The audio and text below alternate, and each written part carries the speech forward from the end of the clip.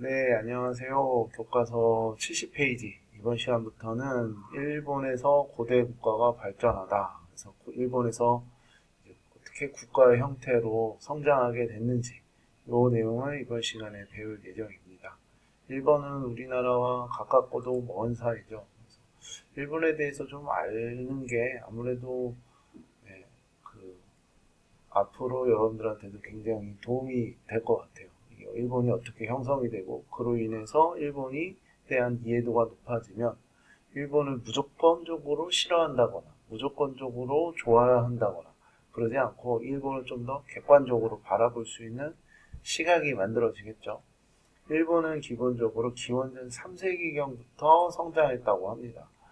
예, 그 전까지는 그냥 어떻게 보면 석기 시대에 불과했지만 기원전 3세기부터 중국과 한반도로부터 이런 선진 기술이 이제 전해지면서 변홍사가 이루어지고 특히 청동기와 철기가 사용되면서 야요이 시대라는 게 시작이 됐다 이렇게 합니다. 야요이라는 지방에서 이런 청동기라든지 철기가 많이 발견이 돼서 야요이 시대라고 해요. 그래서 이때부터 많은 작은 국가들이 일본에서 등장하기 시작했다. 일본은 왼쪽에 지도에서 보시는 것처럼 세 개의 섬으로 되어 있어요. 맨 위에 있는 홋카이도, 그리고 가운데 있는 혼슈, 그리고 여기에 있는 이제 규슈라는 이러한 이제 섬나라이긴 한데 아무래도 섬나라이기 때문에 문화를 전래받는 게 굉장히 좀 처음에 좀 늦었다. 하지만 문화를 받으면 일단은 그것을 자기 것으로 잘 흡수하고 새롭게 발전시키는 국가. 이게 바로 일본의 역사의 특징인데요. 시작은 이렇게 한반도와 중국부터 선진 기술을 받아들이면서 성장을 시작했고 그러다가 이제 4세기를 전후 이건 기원 후 4세기였죠. 야마토 정권이라는 게 등장하게 됩니다. 야마토 정권이 그런 소국을 다 통합을 합니다. 통합을 해서 하나의 통일된 국가가 나타났고 그 야마토 정권에서 특히 6세기 말 쇼토쿠 태자가 적극적으로 또다시 중국과 한반도의 생각, 사상을 받아들여요. 그 대표적인 당시 가장 선진적인 사상은 유교였고 또 불교였죠. 이런 걸 받아들여서 결국에는 중앙집권 체제를 강화하고 이 아스카라는 지방 여기 보면 여기 지도에 보시면 가장 아래쪽 점에 해당하는 지역이 아스카 지방인데 여기에서 하나의 불교 문화가 융성하게 됐다. 그래서 이 문화를 아스카 문화라고 합니다. 이해되시나요? 그래서 어느 정도의 이제 고대 국가의 그런 틀이 6세기 말 쇼토쿠 태자에서 마련이 됐고 7세기 때는 좀 더 본격적으로 적극적으로 중국 문물을 받아들이려고 해요. 그때 중국은 수나라였기 때문에 수나라의 사신을 파견했다. 이걸 견수사. 당나라의 사신을 파견했다. 견당사를 파견합니다. 그러므로 인해서 특히 당의 율령 체제. 당시 이 동아시아에서 가장 선진적인 법 체제를 만든 게 당나라인데 이 율령 체제를 모방해서 바로 개혁을 실시합니다. 국왕 중심의 중앙 집권 체제 시스템을 만드는 거죠. 이거를 대화년에 만들었다 그래서 다이카 개신이라고 합니다. 그리고 이때부터 이제 일본이라는 국호가 사용됐고 천황이라는 칭호가 이때 만들어졌다 이렇게 보시면 될 것 같습니다. 그래서 일본은 전체적으로 세 번의 어떻게 보면 파동이 있었던 거죠.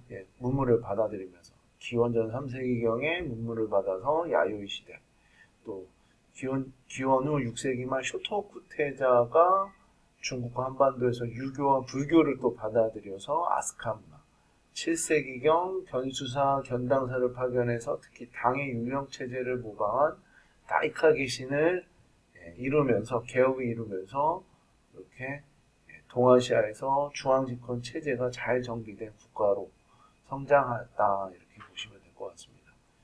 다음 장으로 가시면 8세기경에 일본이 다시 한번 성장합니다. 특히 당나라의 장안, 동아시아에서 대표적인 국제도시였던 장안을 모방한 헤이조쿄라는 도시를 만듭니다.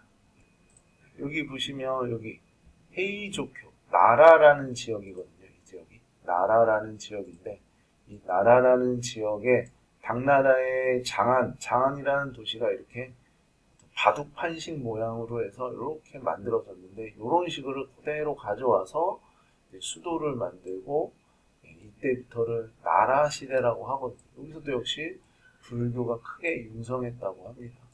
다시 교과서로 가시면 그래서 밑에 보이시는 수도를 나라로 옮기고요. 원래는 아스카 지방이었거든요.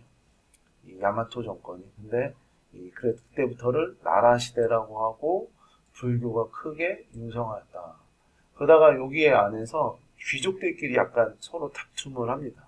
그래서 결국에는 다시 한번 8세기 말에 수도를 다시 옮깁니다. 바로 헤이안이라는 곳으로. 이게 오늘날 교토거든요.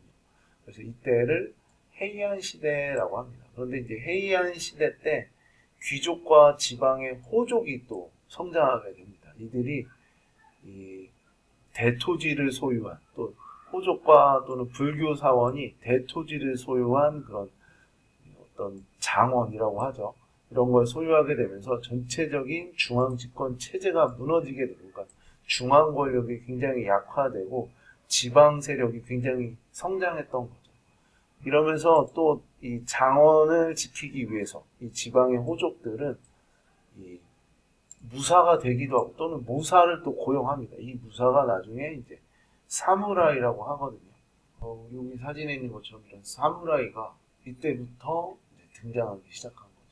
왕권이 약화되고 귀족과 지방의 지방 세력들은 장원을 확장하고 그러면서 자신의 토지를 지키기 위해 호족들이 이런 무사가 되고 사무라이로 이제 어떻게 보면 성장하게 되었다 이렇게 보시면 될 것 같습니다. 그래서 이제 결국에는 9세기 말에는 당나라에 파견하는 사신단 견당사도 중단하게 되고 외교를 좀 단절하는 모습을 보이고 이때부터 가장 일본스러운 문화, 즉 이걸 국풍 문화라고 하거든요.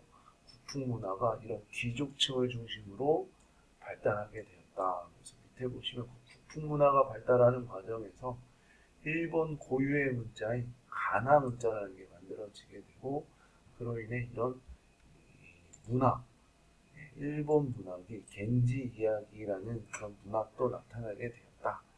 이 정도 보시면 될 것 같습니다. 이해되시나요? 여기까지 보겠습니다. 수고하셨습니다.